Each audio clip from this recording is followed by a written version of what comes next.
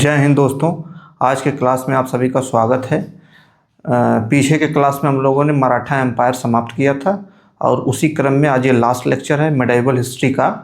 आज ये last lecture है। हालांकि आज का लेक्चर जो है वो ट्रांजिशन पीरियड का है कि कुछ मेडिवल कुछ मॉडर्न दोनों के ट्रांजिशन पीरियड का है ये लेक्चर, लेकिन मैंने इसको मेडिवल हिस्ट्री में ही ले लिया है। ठीक है, तो हालांकि सिखों का इतिहास मैं आपको मॉडर्न हिस्ट्री में बताऊंगा, टोटल रणजीत सिंह से लेकर टोटल बताऊंगा। लेकिन उसी में सिखों में 10 गुरुओं का काल आता है। पहले शुरुआत में 10 गुरुओं का काल आता है, बंदा बहादुर लास्ट में आता है। फिर उन्हीं 10 गुरुओं के बारे में हम लोग समझेंगे कि वो 10 गुरुओं ने क्या क्या दिया, कैसे कैसे कहानी आगे बढ़ती है। ठीक है, तो 10 सिख गुरुओं का काल आज के क्लास में लोग पढ़ेंगे। तो आइए हम लोग स्टार्ट करते हैं। 10 सिख गुरुओं का काल। ठीक है, अब इसमें देखिए पहले गुरु कौन थे? गुरु नानक।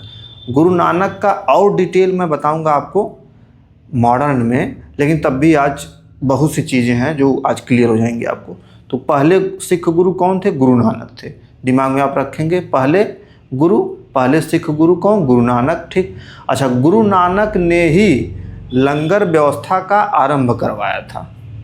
माने लंगर व्यवस्था जो आप देखते होंगे सिखों में, जो लंगर व्यवस्था चलती है, जैसे अमृतसर आप गए होंगे, अमृतसर में स्वर्ण मंदिर पे गए होंगे तो आप देखे होंगे कि लंगर व्यवस्था और तमाम चीज़ों की चलती रहती है। तो लंगर व्यवस्था का आरंभ ही किसने किया था? गुरु नानक ने किया था। अच्छा, इस लंगर व्यवस्था के आरंभ का कारण क्या था? खाने के लिए थोड़ी किया गया था कि हाँ खाना है, ऐसा नहीं था। क्या किया? जैसे मैंने आपको भक्ति और सूफी मैंने बताया था ना कि भक्ति और सूफी संत क्या करते थे? वो जात पात ऊंच नीच इन सब का विरोध करते थे, समानता को वैल्यू देते थे, समानता का मूल्य रखते थे। जात पात ऊंच नीच छोटा बड़ा इस सब को जो है एकदम कट्टर विरोधी थे इन सब के। कौन? भक्ति संत सूफी संत, और समानता का पक्षधर थे। तो ठीक उसी प्रकार ये जो लंगर व्यवस्था का शुरुआत हुई, इसका शुरुआत करने का मुख्य कारण यही था कि चाहे कोई धर्म हो, सभी धर्मों सभी जातियों, चाहे ऊंचा पंथा कोई भी हो, सभी लोग जब एक साथ बैठ के खाना खाएंगे तो वो चीज़ एक तरह से इकट्ठा, मतलब सभी एक तरह से कहो ना कि जाति और सब धर्म इस सब का विरोध एक साथ बैठ के अगर सभी जातियों के सभी धर्मों के लोग खाएंगे तो कितनी बड़ी बात है। ठीक है, खाना खा के इसके बाद गुरु से मिलेंगे। तो लंगर व्यवस्था का प्रारंभ इसी कारण से किया गया था कि सभी जाति धर्म मत मजहब जो भी हो सब लोग एक साथ हो जाएं। ठीक है, और ऊंच नीच जात पात का विरोध हो, सबको समाप्त करना। तो जैसे भक्ति सूफी संत थे, ठीक इसी प्रकार से सिख गुरु भी थे। ठीक है, तो ये चीज़ आपको समझ में आई होगी। तो मैंने लिखा है सभी धर्म और जात के लोग एक साथ बैठकर भोजन, मतलब आप समझ गए होंगे क्यों ऐसा किया गया। गुरु नानक के शिष्य लहना थे। और गुरु नानक के शिष्य का क्या नाम था? लहना। ठीक, यही लहना आगे गुरु अंगद के नाम से जाने जाएंगे। यही लहना आगे गुरु अंगद के नाम से गुरु बनेंगे। यानी अब लहना जो है, लहना के आगे कौन आएगा? गुरु नानक के आगे लहना तो यही गुरु अंगद ही है, तो यानी कि लहना जो है यही गुरु अंगद बन जाएंगे। ठीक, तो दूसरे गुरु कौन थे? गुरु अंगद।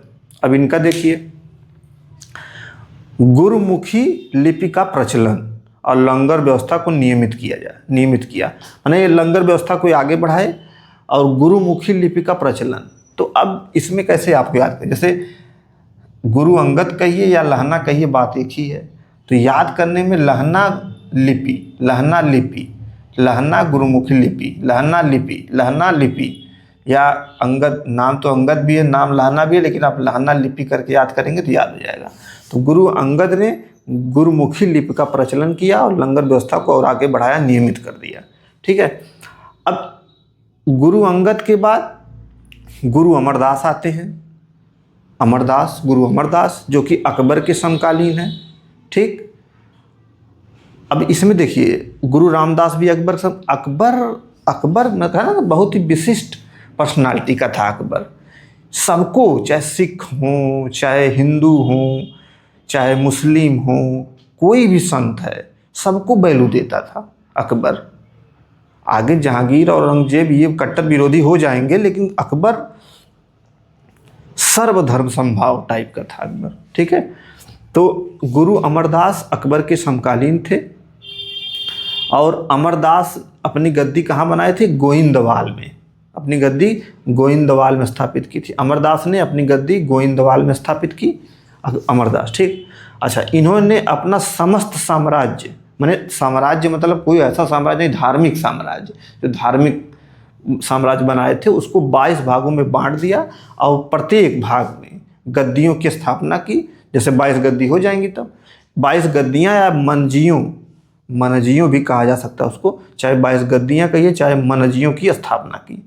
मैंने जो इनका धार्मिक साम्राज्य था उसको 22 पार्ट में डिवाइड कर दिया और प्रत्येक पार्ट को क्या कहा? मनजियाँ या 22 या एक गद्दियाँ कहा गया। ठीक है, और गुरु अमरदास ने अपने दामाद को उत्तराधिकारी बना। अपना उत्तराधिकारी किसको बना दिया? मतलब अगले गुरु इनके दामाद हो गए अमरदास के। अमरदास के दामाद कौन है? रामदास हैं। तो अपने दामाद को, बेटी इनकी बीबी भानी, अमरदास की बेटी कौन थी? बीबी भानी। अमरदास ने अपने दामाद को उत्तराधिकारी। अब यहाँ पे ध्यान देने की बात है कि अमरदास, देखिए, अब अपने दामाद को मतलब अपने रिलेशन में अपने सगे संबंधी को ही अब गुरु अगला बना रहे हैं। अभी आगे देखेंगे तो वंशानुगत हो जाएगा गुरु का कार्यक्रम, देखिए। ठीक, तो आइए अब रामदास पे। तो अमरदास के दामाद रामदास बने अगले गुरु। रामदास भी अकबर के समकालीन हैं। ठीक, रामदास अकबर के समकालीन है। अच्छा, ये सिख गुरु रामदास हैं, ये सिख गुरु रामदास हैं। एक समर्थ गुरु रामदास भी मैंने बताया था, याद है कुछ कि भूल गए? जाके लेक्चर को देखिएगा। एक समर्थ गुरु मैंने रामदास बताया था, जो कि महाराष्ट्र के भक्ति आंदोलन के संत थे। समर्थ गुरु रामदास किसके समकालीन थे? शिवाजी यानी औरंगजेब। शिवाजी, औरंगजेब और समर्थ गुरु रामदास तीनों समकालीन थे। और यहाँ ये जो सिख गुरु रामदास है ये अकबर के समकालीन है। समर्थ गुरु रामदास औरंगजेब के समकालीन यानी शिवाजी के समकालीन कह सकते हैं। ठीक है, तो दिमाग में रखेंगे, 2 रामदास हैं। अच्छा, अकबर द्वारा 500 बीघा जमीन दी गई रामदास को। ठीक, और इसी जमीन पर अमृतसर नामक शहर बसाया। तो रामदास, अच्छा, जब इनको ये ज़मीन दी गई तो एक तरह से प्राकृतिक तालाब टाइप था। ठीक है, तो उन्होंने क्या किया, रामदास ने क्या किया कि अमृतसर नामक शहर बसाया। अच्छा, जब ये शहर बसाए हो तब इसका नाम अमृतसर नहीं था, तब उसका नाम अपने नाम पे रामदासपुर था। रामदासपुर इस शहर का नाम था, बाद में इसको अमृतसर किया गया है।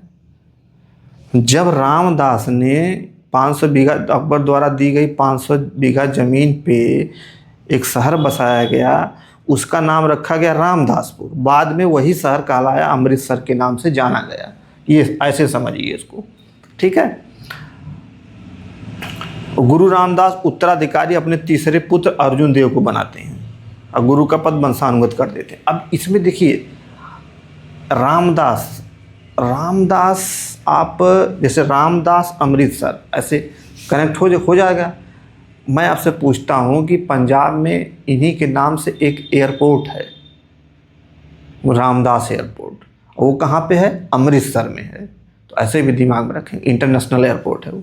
ठीक है, तो ये जो रामदास हैं इन्होंने, इधर देखिए अमरदास ने क्या किया कि अपने दामाद को उत्तराधिकारी बनाया। थोड़ा थोड़ा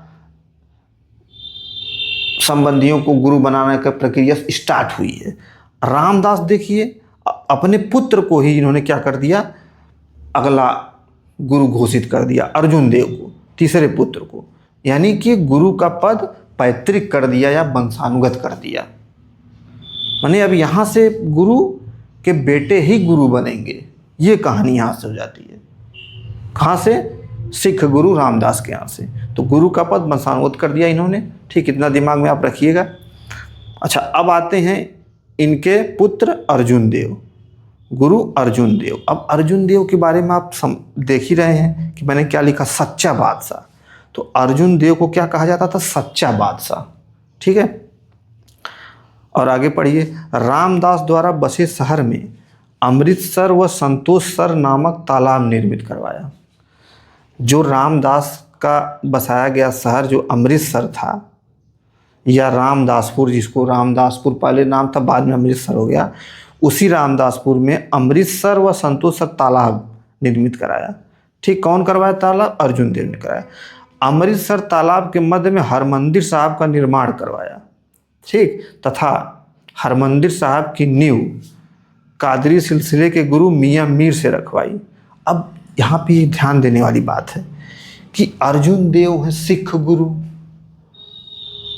और हरमंदिर साहब का जो नींव ये डलवा रहे हैं, किसे डलवा रहे हैं? कादरी सिलसिले के संत मियाँ मीर से।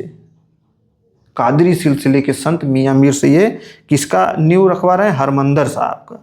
हरमंदिर साहब का नींव कौन कर रहा है? इनको बल्कि अच्छे से बुलाए, कादरी सिलसिले गुरु को, मियाँ मीर को अर्जुन देव ने बड़ा सम्मान से बुलाया और इस हरमंदिर साहब का नींव रखवाया। अब यहाँ पे देखिए, अर्जुन देव एक कादरी सिलसिला मतलब सूफी एक तरह से कहिए, मुस्लिम वाला हो गया। तो अब एक मुस्लिम गुरु से जो है ये क्या करवा रहे हैं? हरमंदिर साहब का नींव का रखवा रहे हैं। ठीक है, तो ये बहुत बड़ी बात है, इसको बहुत दिमाग में रखना है। अच्छा, अर्जुन देव ने और क्या कहा? तरन तारनपुर, करतारपुर, गोविंदपुर, ये तमाम नामक नगर बसाए इन्होंने, अर्जुन देव ने। अर्जुन देव ने ही आदि ग्रंथ का संकलन किया। अच्छा, आदि ग्रंथ का संकलन का मतलब क्या है?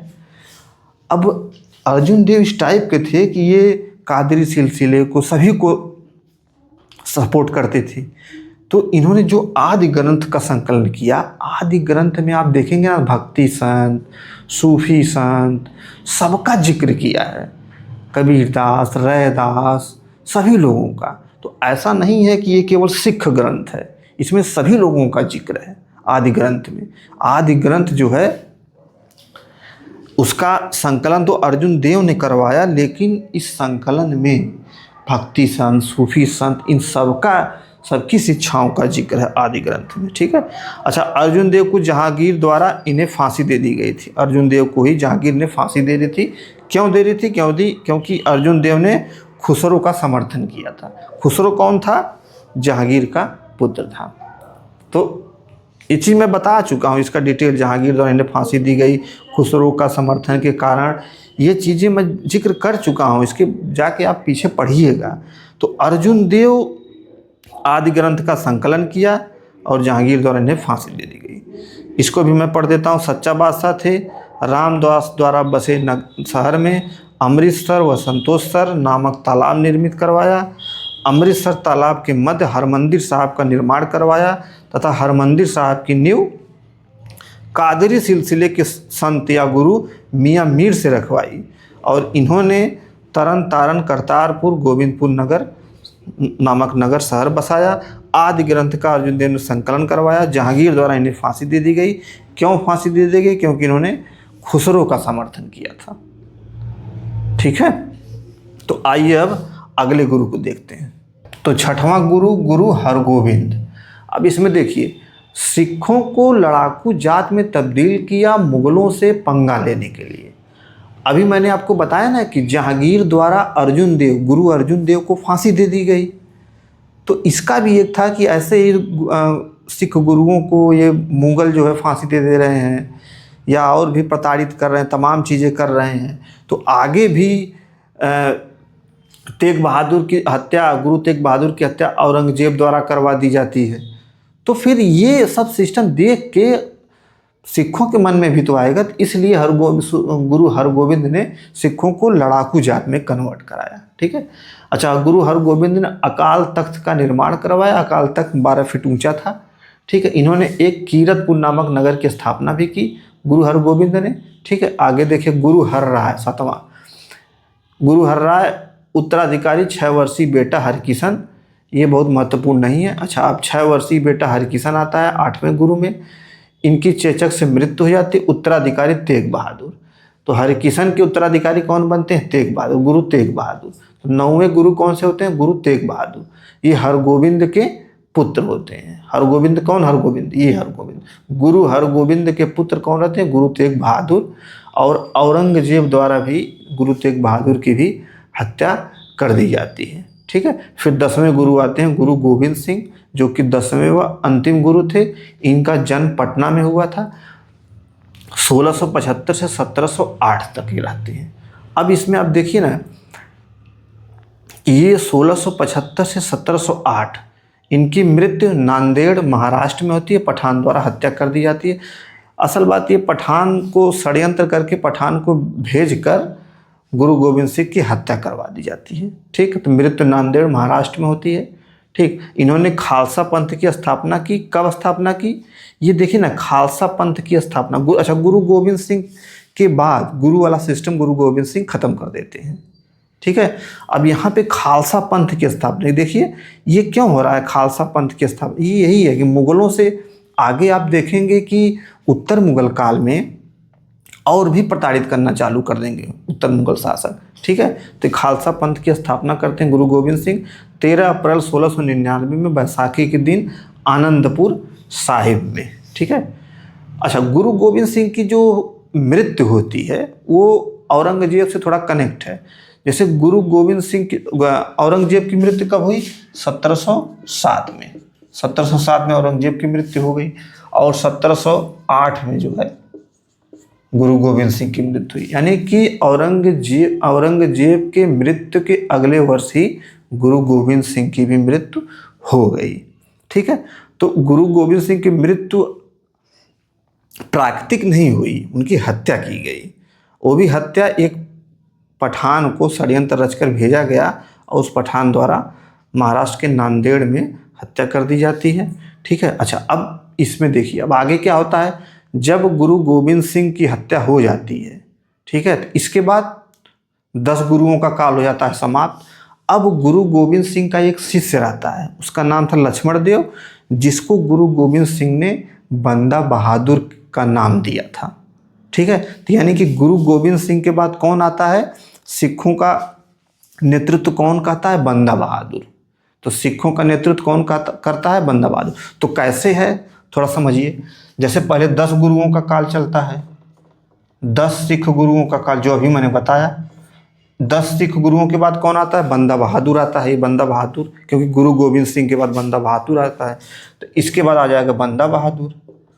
तो सिखों का नेतृत्व कौन करेगा, बंदा बहादुर। तो सिखों का आवाज़ बुलंद करेगा बंदा बहादुर। ठीक, इसी बंदा बहादुर के समय ही पानीपत का तृतीय युद्ध हो जाता है मराठा और अंग्रेजों में।